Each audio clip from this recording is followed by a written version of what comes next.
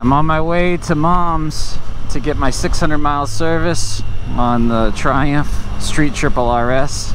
It's a 2024. I got about 564 miles on the bike so far since picking it up 2 or 3 weeks ago.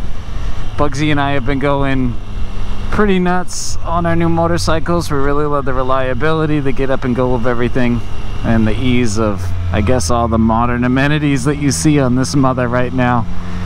What you can't see is the GoPro hanging 6 inches out the front of my chest. Like, I don't even know, like some ancient dead appendage bone from the de-evolved and also continuously evolving weird freaking xenomorph. I also got a Cardo. We just got some new Cardos so we can talk to each other while we ride, because if you've seen the video of what happened in Tennessee, there was a bit of a issue with Bugzy coming up to a stoplight.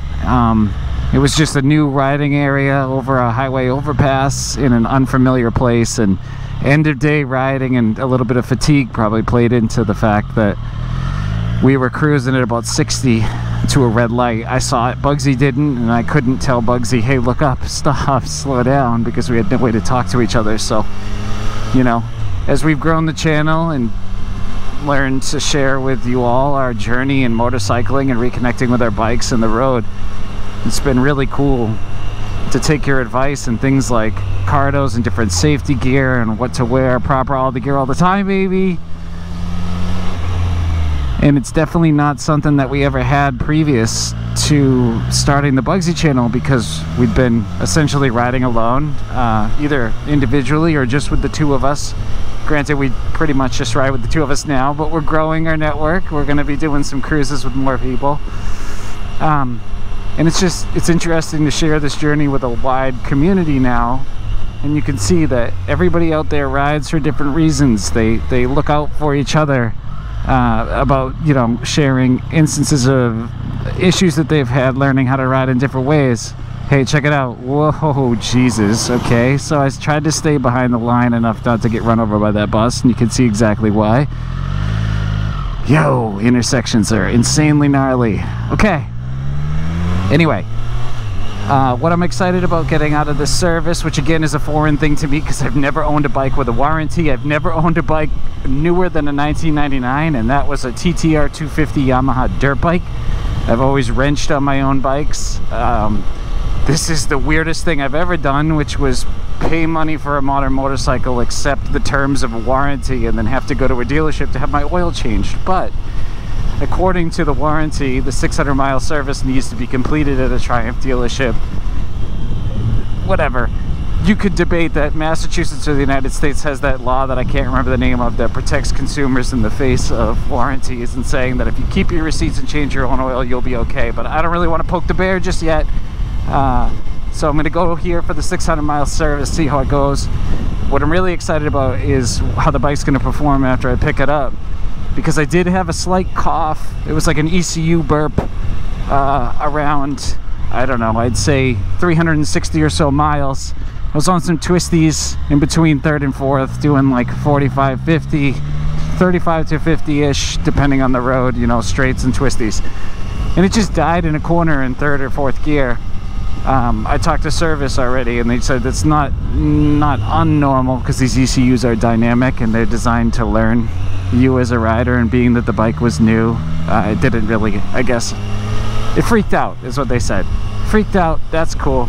Never came up again.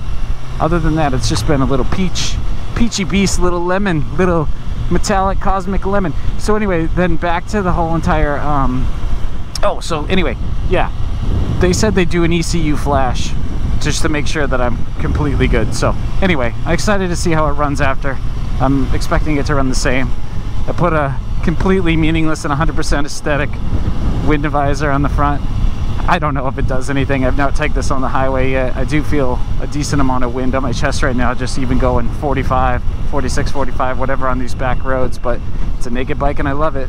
Always rode naked bikes. Came from a 78 Harley as my most recent ride, so this is quite a technological advancement anyway, windscreen or not. But anyway, even just quickly wanted to share why we even bought the bikes. I know that there's going to be a video about it that's coming out soon, but I went to MOMS to support Bugzy fully. Bugzy has been riding the XS650 since COVID, when she and my father and I took it, we broke it down from his shed, we took it all apart, we repainted what we wanted to repaint, we revitalized everything. As you've seen on the channel, we've gone through the entire bike, replaced the whole electrical system, done some fun little garage slash driveway mods. Anyway, you know, we got it to be a working bike, but it's got a top speed of about 55 miles per hour. It's got an issue with rev limit up to 3,500 RPM in first and second gear now, and it's just not reliable because it's a 1983 two-cylinder carbureted motorcycle. And say what you want about that, but technological advancements being what they are, fuel injection ain't that bad, and being able to jump on your bike and actually ride it is definitely a foreign idea to the both of us, which I'd say in the time that I've spent riding, I've spent way more time working on the motorcycles than I have actually riding motorcycles. Ooh, that's fun. Nice little slick action right here. Not sure what that is, but not also, oop, smacking my GoPro. That's the weird thing about doing this. I can't really see what's hanging off my chin. And anyway, shoot, what was I saying? Oh, so I went there just to support Bugzy in her adventure of what she wanted to do for a new motorcycle, something bigger, something to pull her hair back, as she said, but mostly we wanted reliability out of it.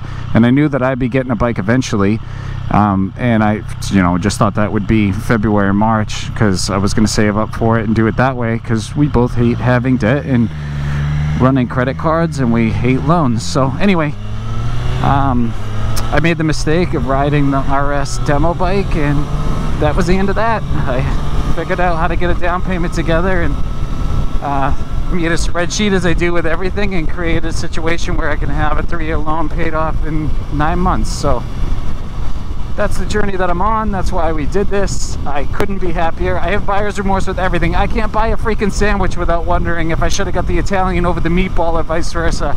I have such a hard time enjoying anything. I'm a Libra, so by design, I don't know what the hell I'm doing at any given moment, and every decision is already the wrong one.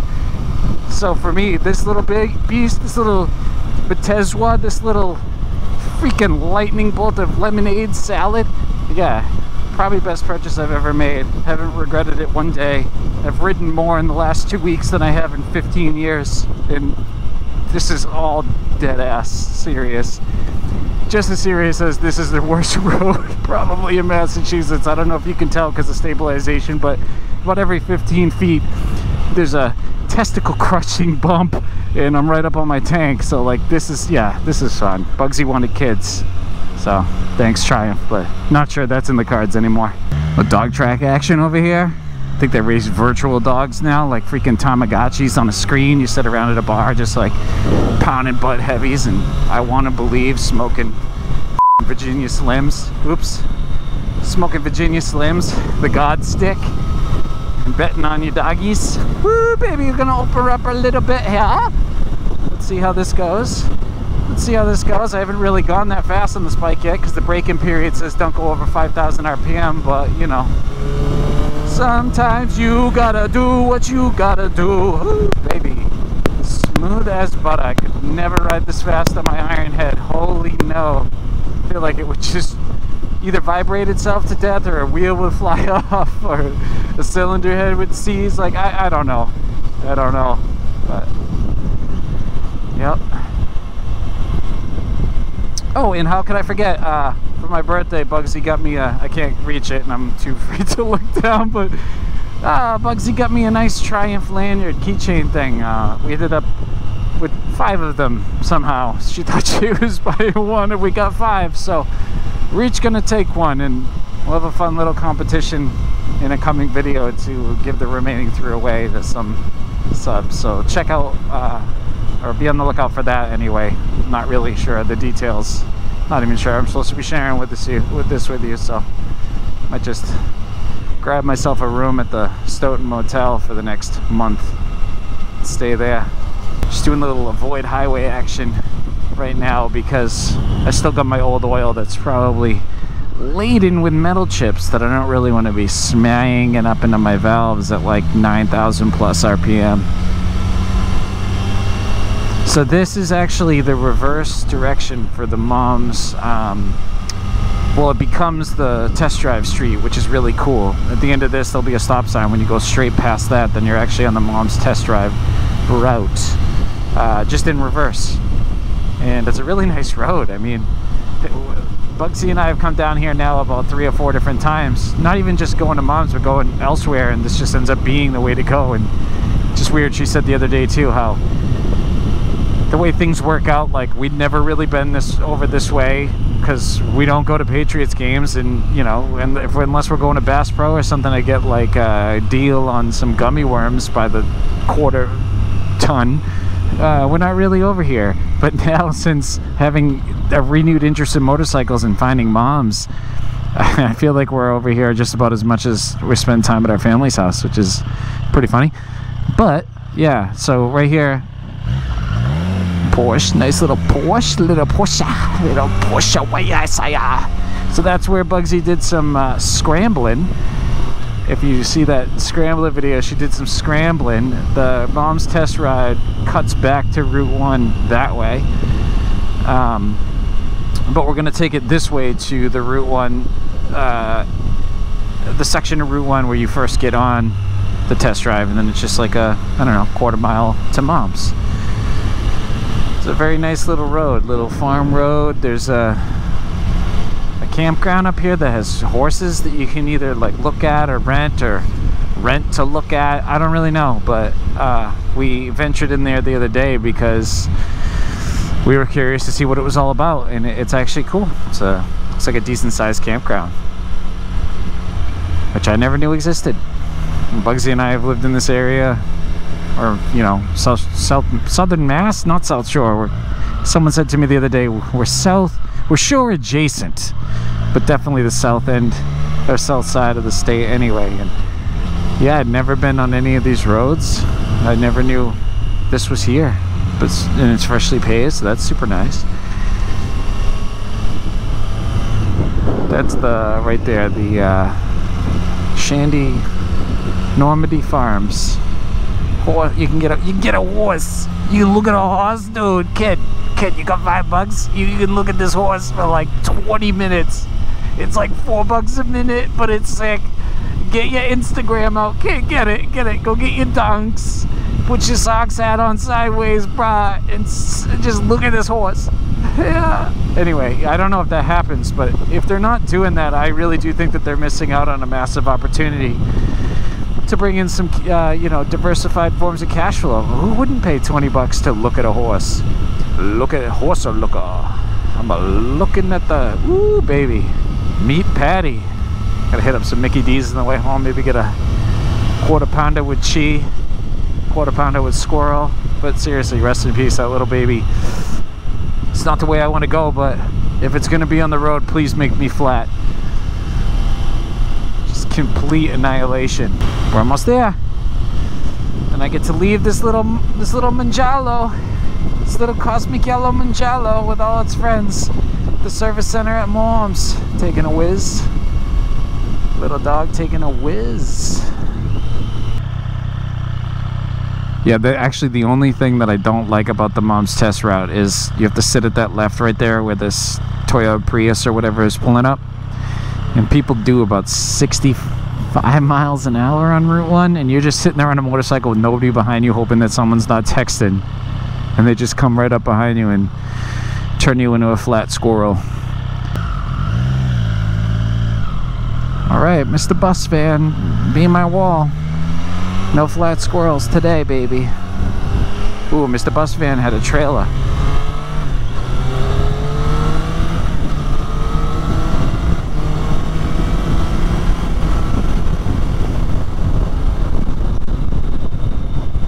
All right, yeah, whew, okay, yeah, that quick shifter can be fun. I tend not to use it, but every time I remember I have it,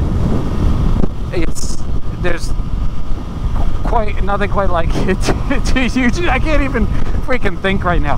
Hey, you basically just pin the throttle and then blip, and it goes so smooth. I try to have a nice smooth shift anyway myself, and I do like shifting. I like shifting a lot. I actually like revving up and banging in the gears, and I like that kind of like zun zun zun, like you actually get the tactile feel out of a motorcycle when you're winding it out. You don't have that so much with the quick shifter, but it's also kind of insane to just go 75% or more throttle and just blip through the gears, and it is unbelievably smooth and a great way to get going if you need to. I just felt like I wanted to get around that van and also be an idiot and go way too fast. At a spirited pace, enthusiastically. Alright, here we are. We're Moms, dude. Mom's in. Mom, you've entered the parking lot for your destination, brah. That's what GPS just told me. Not really sure where to go. Ooh. Yeah, that last pull kind of dumped a little bit of snot directly into my mouth.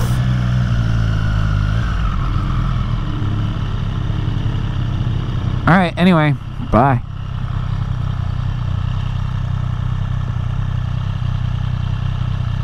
Nah, I can't shut this off.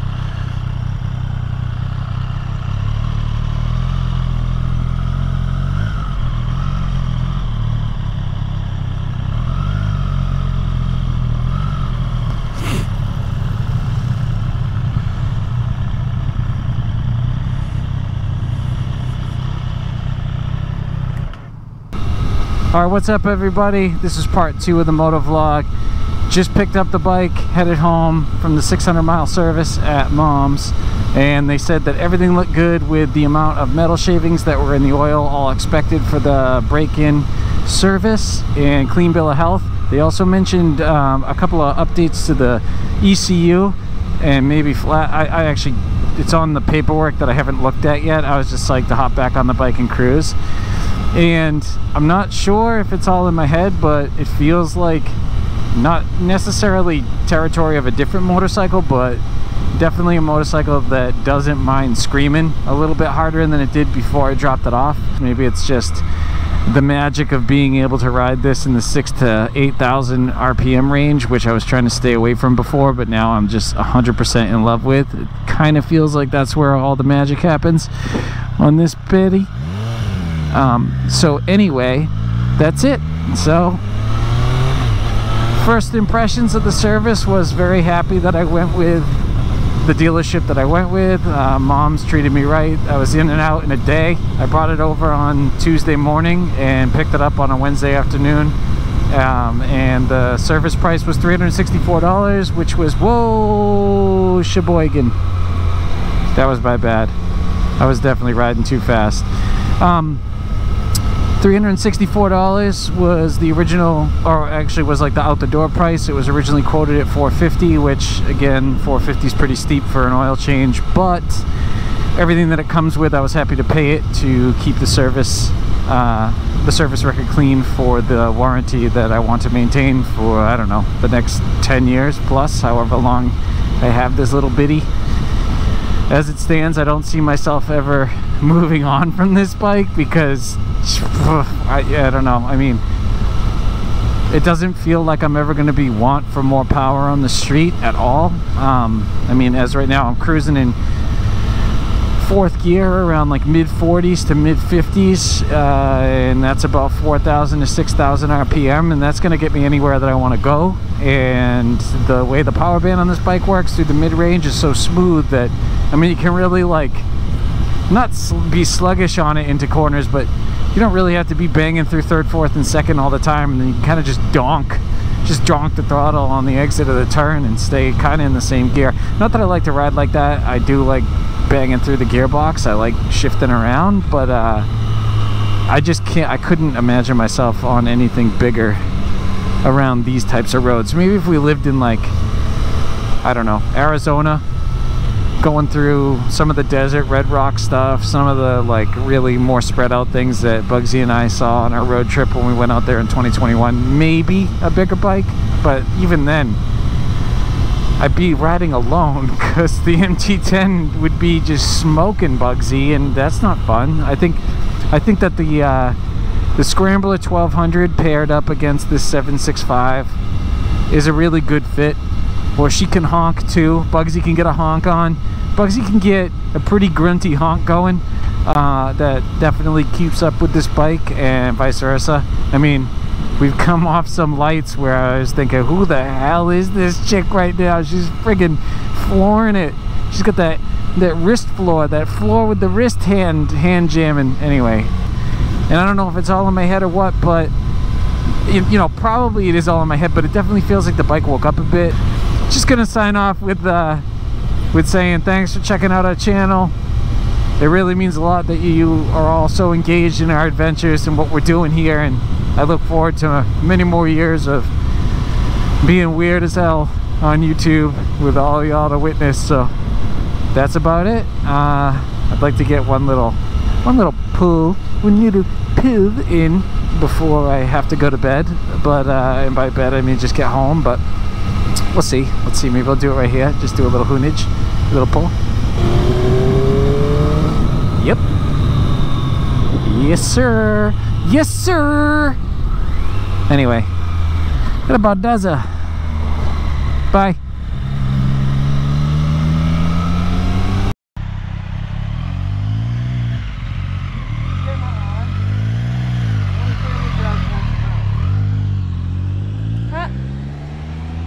How was I supposed to know what you were just saying?